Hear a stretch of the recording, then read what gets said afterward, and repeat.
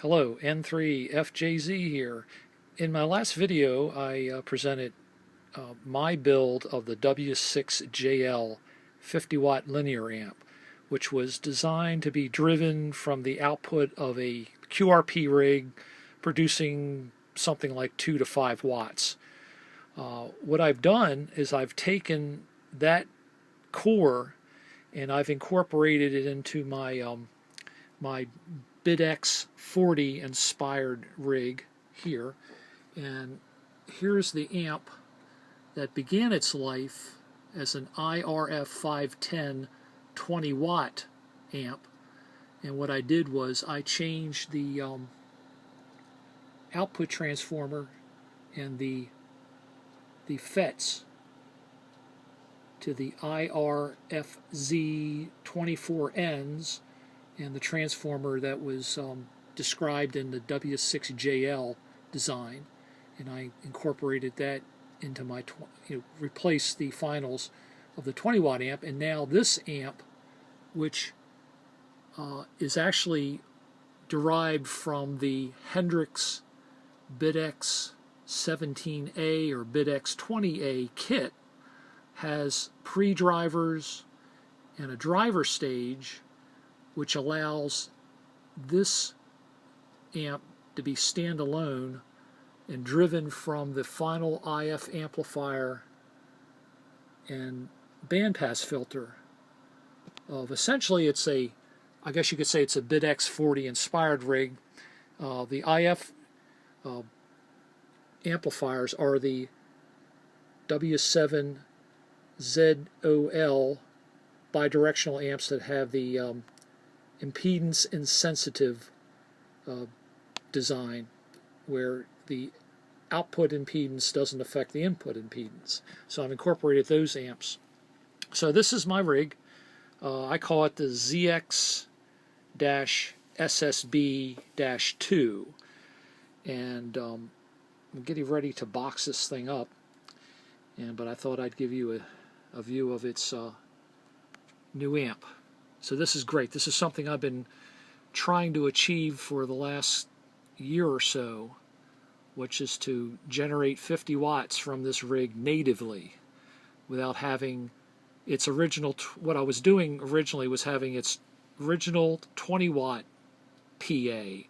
I dialed that back to about 3 watts, and I was driving this amp and was able to achieve 50 watts. And what I did was I just grafted the W6JL final and transformer onto this, and now it's exceeded my wildest dreams. And here, so I was going to do a test. Let me find an open frequency here. Okay, who is it?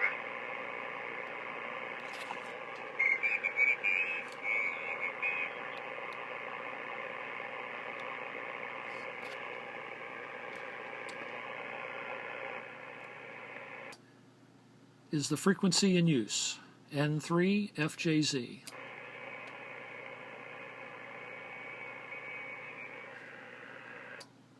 N3FJZ testing.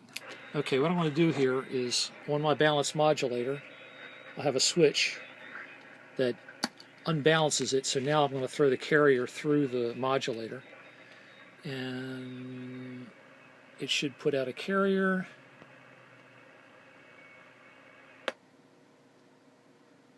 So it says 70 watts here, which I don't believe. So if I look on the scope,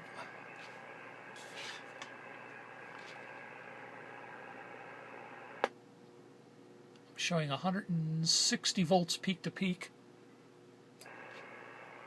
And based on my calculations, it's about 63.98 watts.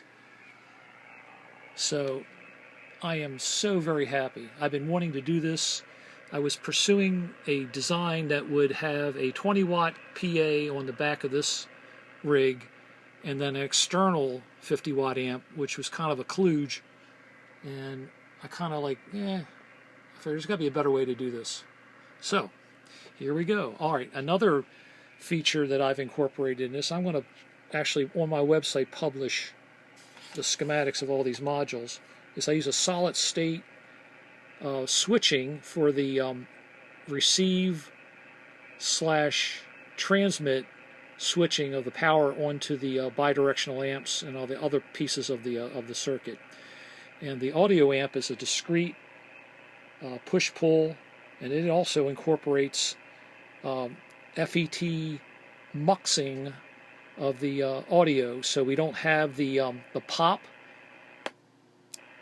the loud pop. There's a small pop that you can hear, but it also prevents that. It's solid state muxing and a little bit of a delay built in. Anyway, I hope you enjoy this video, and I want to get this all documented and up on my website. Here's my SI5351 module on its own little subboard. Now, the only thing I haven't actually built permanently is the controller,